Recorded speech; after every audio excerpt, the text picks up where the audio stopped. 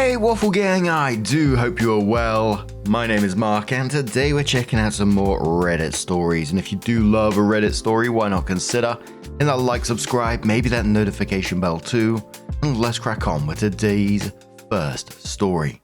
Much love guys. Now today's first story comes from Working Professor 74 from the Am I the Arsehole Here subreddit. And it says, am I the arsehole here for always going to the movies by myself despite having a girlfriend? I read it, throwaway account just to make sure my main account's algorithm isn't messed up. To start off, I, 31 male, really prefer going to movie theaters by myself. It's always been my thing since I've started earning money to go catch a movie, maybe once or twice a month. Now, I also have tinnitus, so I always have this ringing noise in my ears basically 24/7. So when I watch movies, I try my best to focus on the movie. I drown out the ringing sound and not to get distracted from the plot. I don't like it when I have to talk or chat to people while watching, and if there's a movie I really want to watch, I often go out about 2 to 3 weeks after its release just to thin out the crowds. I might make exceptions for special occasions. For example, my teenage sister is a Marvel fan, so I treated her to see the Avengers when it came out. But on the regular, I really just prefer going by myself. It's my way of de-stressing. Now, I've recently been seeing this girl. Let's call her Zoe. She's 29, for about half a year now. Things have been really good with her and we haven't had any major fights or quarrels. She's very sweet and I really like her, but the one thing I will say is that she's very chatty, while I'm more of a quiet guy myself. Early on in our relationship, I did bring up my weird preference of only watching movies by myself, and she said she was cool with it and didn't mind. Now, I do feel bad for this sometimes, so to make up for it, I usually try to do as many of the things that she likes to do instead, like going out to brunches, hiking, sewing, and I also try to watch the shows she likes whenever we're chilling at her place. On to the problem. A few days ago, I finally went to see the new Avatar movie since it had already been almost a month since it came out, and the crowds have finally thinned out. Since it was about 3 hours long, I thought I might as well go out to dinner with Zoe afterwards and text her. Plans were made and everything was good. I go into the cinema and go to my assigned seat and saw that my row of seats was almost empty, save for 2 women about 2 spaces away from mine. As I was sitting down, the woman closest to my seat suddenly said my name. I didn't properly see her in the dark, but it turns out that it was an old co-worker of mine from a previous office I had worked at, and the other lady next to her was her friend. I said hello and made some polite small talk, but when the film started, I kept quiet and focused on the film like usual. They were a bit chatty during the film, but not so loud to be distracting, so I didn't really mind. I'm not going to give opinions about the movie here, and I'm not a die-hard Avatar fan, but all in all, I thought it was pretty good.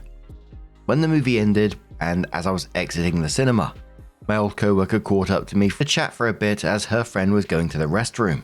As we stepped out from the cinema, I thought about texting Zoe to see where she was, when I actually saw her by the entrance of the cinema. I remembered that I did actually text her the timetable of the movie I was seeing, and she apparently has been waiting there to surprise me. She asked who it was that I was talking to, and I introduced her to my old co-worker. After saying goodbye to my co-worker, we left to go to get dinner, but I can tell that Zoe's mood had suddenly shifted and soured. Her bad mood persisted all throughout dinner and the evening, but I waited until we were in my car to ask her what was wrong. She said that she was upset that I had gone and watched a movie with some other woman, while I had never once even bothered to invite her to watch. What made it worse was apparently she was a big fan of Avatar movies, a fact that I did not know and she had only brought up at that moment.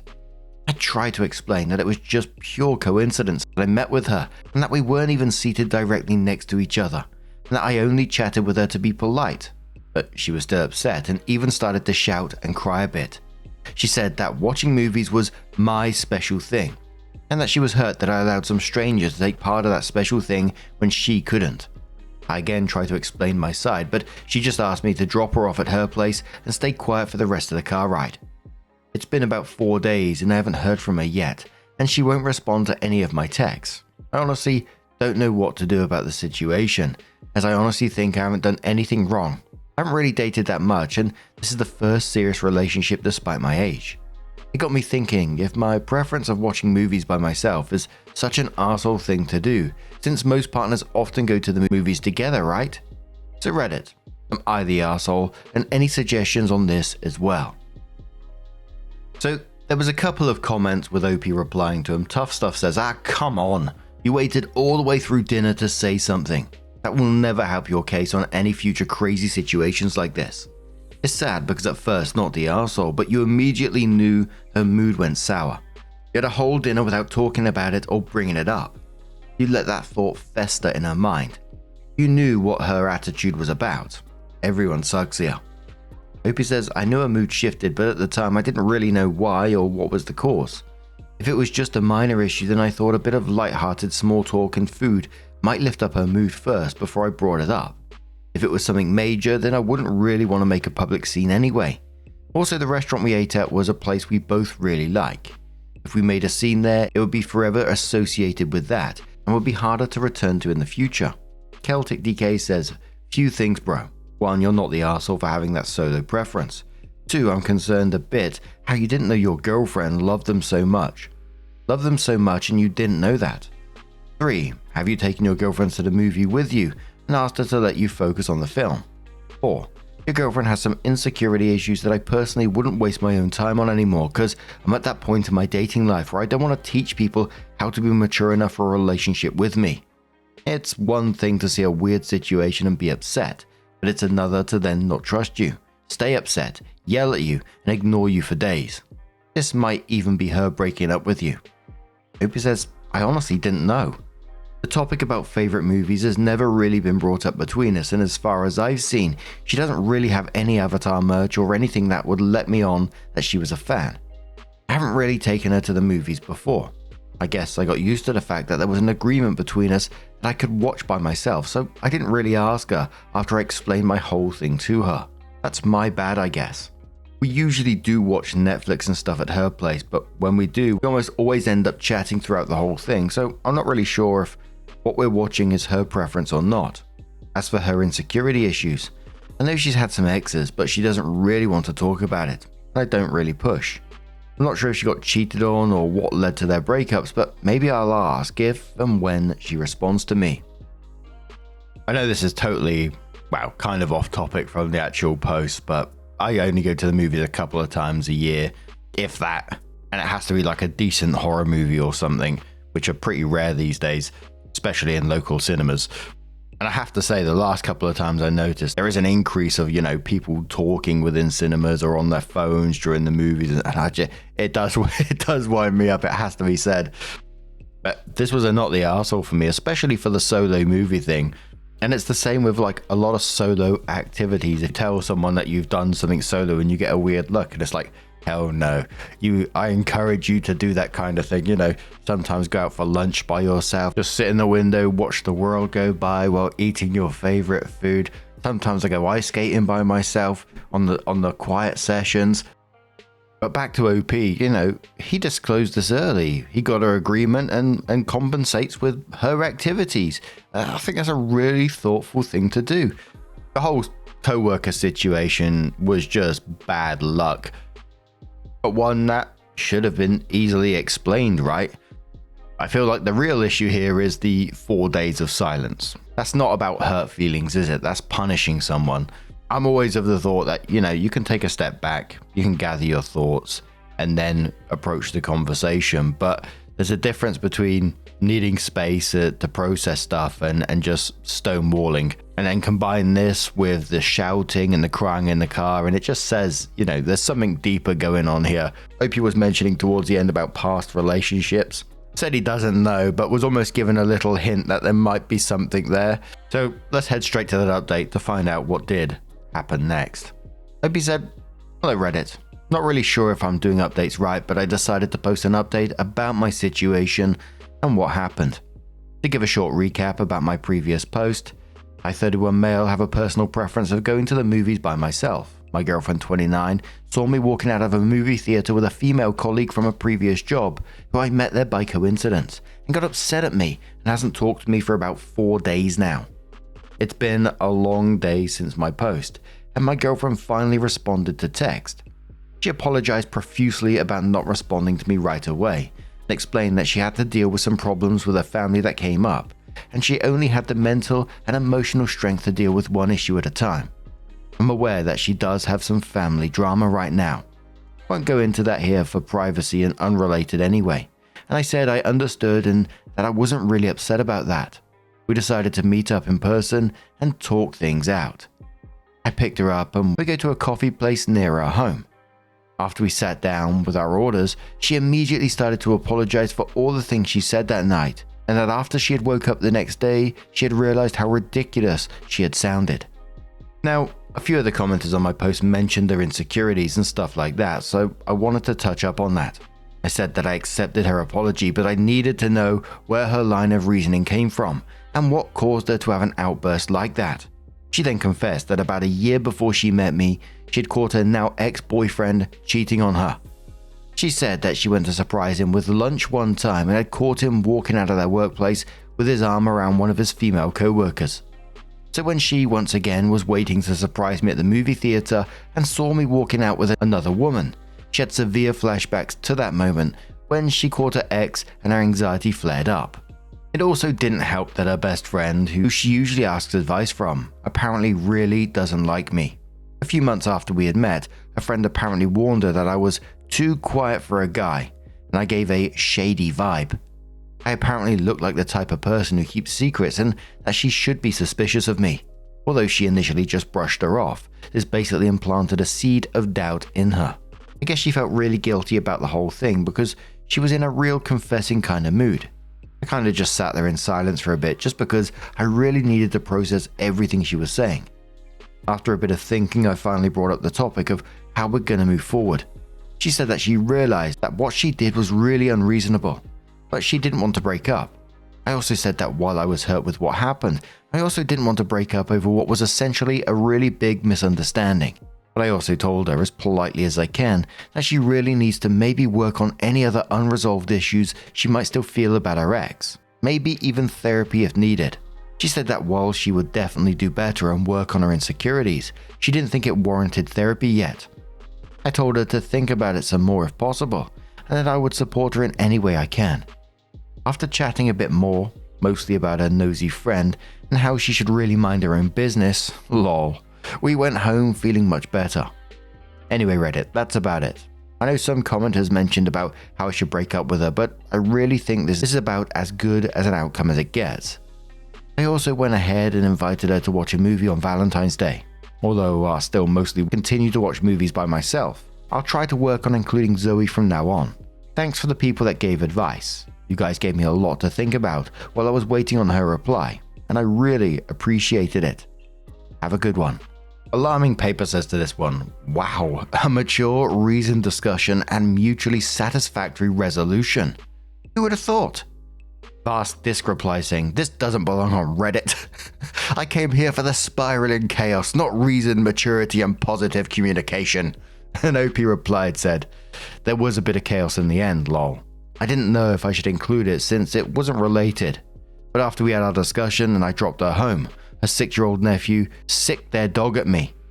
He thought that we had broken up, and since the only thing he knew about breakups were what he saw in TV dramas, he essentially labeled me as a bad ex. Don't worry though, their dog is less than a year-old Chihuahua. The thing was barely the size of my foot. To be fair, small dogs are the most beastly of attack dogs. You should see Poppy when she gets going, she's a vicious beast. And like the commenter says, a genuinely satisfying update. Pretty rare for Reddit, right? It seemed like there was good communication, accountability on both sides, and it seems that their relationship might be stronger for having actually talked about things. However, I would be completely lying to you if a couple of things didn't pop into my head, and this might be Reddit brain. I've read thousands of these stories, so you always have to take what I say with a little pinch of salt, because there's a big chance that I'm just throwing stuff out there and talking absolute shite. First, I will say the friend. The friend is always still going to be there. She dislikes OP, but she's always going to be the girlfriend's best friend who she's still going to turn to it for advice, right? And I imagine the advice she's going to get from her is always going to be on the shit side.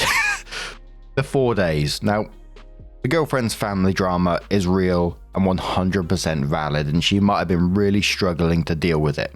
But to me, all it took was about, less than a minute to send a text saying, "Really struggling right now, we'll explain soon." Of course, she may have been genuinely overwhelmed, but she knew what that silence was doing to him. Both things can be true. Now, my big Columbo moment. The cinema arrival. He texted her the movie timetable, she showed up to surprise him, and she knew exactly when the movie ended and positioned herself at the exit again to surprise him. Might have been a genuine, lovely surprise.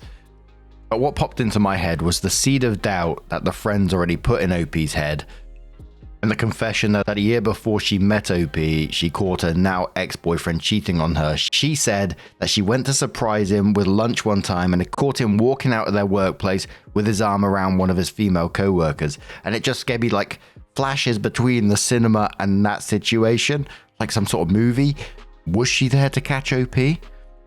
Or it could have been a genuine surprise, so that might be me being really harsh there. But now I'm going to turn this one to you guys. What do you guys make of this situation? Let us know your thoughts down in the comments below, and let's move on to another story. Now our next story comes from Wolf from the Am I the Arsehole Here subreddit. And it says, "Am I the arsehole here for telling my dad that's not going to happen, but he joked about hitting me? So I, 29 male, live with my dad, 50 male. Because of his diabetes, injured back and heart problems. My dad is really an old school type hood dude, but also thinks of himself as a funny guy and a wise mentor. At one point, he has called me into his room so I could take some trash out for him. Now, for context, I suffer from achalasia and has just recently healed after a 1.5 year long recovery from an esophagectomy. I'm stronger, gaining weight and muscle, and feeling good about myself. He notices and says I look good and must get back into self-defense. I'm like, yeah, cool, alright. We joke about how I used to be thin as a rail, but he's like, even with you gaining all this weight, you need to get back to the gym. How are you going to stop me from chopping you in the throat? I'm still laughing and say, that's not going to happen. And man gets mad at me, like jokes, and the laughter stops, and he goes, what did you just say? Like I insulted him. I'm sitting there blinking and he's like, don't you disrespect me like that. Don't you know I used to knock 6'4" and 6'5" dudes out? So I try to walk away and he stops me and tells me to apologize to him. I say no because it was a dumb joke and not meant to offend him in any way. He says it doesn't matter if I meant to offend him. It hit his soul wrong. An offense was taken. That as a man, I should apologize to keep peace. I'm so tired. Am I the arsehole for my response and for refusing to apologize? So the first commenter on this, who was downvoted, said, my opinion, you're the arsehole. You're bantering with your father. All is fun. And to me it sounded as if you were declaring dominance at that moment. You don't have to win all the battles, especially with your father. You're living in his house and could have easily taken a secondary position to him. It's his home. He raised you. There's nothing wrong with building him up and letting him know that he is king of his castle and that you will always have his back. And also say that you trust that he will always have your back. Mutual respect. Show him respect, hug him and apologize. He may apologize back, then take him for an ice cream cone. Even if you could take your father in that fight. Hope you reply saying it's my house. I was the one who got it from my uncle when he moved to Alaska, and most of the bills, lights, gas, utilities are in my name, while he pays cable and internet. Downvoted commenter replies saying, while you two were bantering, did you feel that his comment about the throat block wasn't actually an attack? Where you had to stand up for yourself? Maybe I'm missing the emotions behind some of this. Opie says I was literally bantering back, just a casual, that's not gonna happen, because it's not an objective reality. It wasn't meant as standing up for myself or anything other than continuing the joke he made. Commenter says, Dad, I understand you're having a bad day, but I'm not your punching bag. No matter what he says, just say that over and over again. If you have to say it 25 times in a row to do it, he will grow tired of it and give up before you do. Commenter says, tell him that his comment about assaulting you wasn't funny and he needs to apologize to you first, not the arsehole. Commenter says, not the arsehole. Your dad is getting old and frail and trying to remain top dog. He was overly aggressive in saying he'd chop you in the throat. Tell your father that he'll be taking care of himself if he's going to be nasty to you. Threatening you with physical violence probably hits your soul wrong too. Diabetes, back pain and heart problems shouldn't prevent him from emptying his own trash. The commenter about the ice cream absolutely sent me, and I don't know why. That comment about the ice cream, like dad getting all sulky about his son bantering back with him and getting all upset about it. And then the comment is like, well, show him some respect and then get him a Mr. Whippy. Like he's some 5-year-old that just had a tantrum at Asda or something. I mean, what the fuck? But this is a not the arsehole, obviously. But OP did come in with an update nearly 10 months later. I said, so it's been 10 months since events seen here, and shared the link. And I took a lot of advice and thought about what you all said, and a lot on my past with my dad. The verbal abuse was since I was 15, long before his illness. Some examples. When I was 19, he woke me out of my sleep for it and lectured me and went on a pity party for so long my legs gave out and I ate carpet. Like it was literally an hour of, oh, my parents didn't raise me, I feel disrespected when you talk back, blah blah blah. He also fucking threatened me, saying it's taken everything for me to not hit you when you disrespect me. When I was sleeping in because I had a late night job and my dad woke me up 3 times, and on the last one at around 11, after waking me up at 7 a.m. and 9. He asked why I was still asleep, and when I pointed out he keeps waking me up, he goes, well, you need to be up. What if you had an early morning job like me? Or telling me I need to toughen up because if I went to jail, I'd be sexually assaulted. Mind you, I'm an introvert who literally avoids going outside and very specifically didn't hang out around gangs when I did live in the hood, so what the fuck? Or saying his screaming and ranting and all that was supposed to prepare me for the world. That if I couldn't take him doing it, how could I deal with a boss or partner doing it? Or do you know how insulting it is to me for you to walk around here not taking care of yourself? You look like me, but with a perfect body. Well, I got this spare tire. When I have surgery scars, depression, and a history of achalasia. And it wasn't just me. He doesn't want his wife being friends with his friends and forces her to be on video call with him when she's at work and when she's asleep. This is a man who hates my grandma's best friend for being opinionated and once broke down crying in her car because I don't like bothering nobody. When she had to take him to the doctor because he was too dumb to realize, hey, if they anesthetize me to clean out the plaque in my veins, I may need a ride home as they legally can't release you. He also doesn't like people doing him favors because now he owes them. When others told him to treat me better or treat other people better, he'd tell them women don't know how to raise a man if the speaker was a woman. Or tell me not to tell him doesn't come with a manual. Anything except changing. So I sat there and I thought about that all. And I packed my stuff and I got someone else to take care of him. And I left. I moved out. Currently living halfway across the country in another state. Went low/no contact with him. Got a therapist. Went back into education for my job, trying to unlearn all of this venom. And now that I've blocked him on most media, he's angsting. I don't know what I did. Parenting doesn't come with a manual. I did the best I could.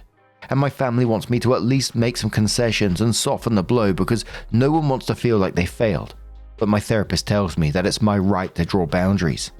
Well, that's my update. Out of the situation, still alive, still healing. Thanks for reading this ramble.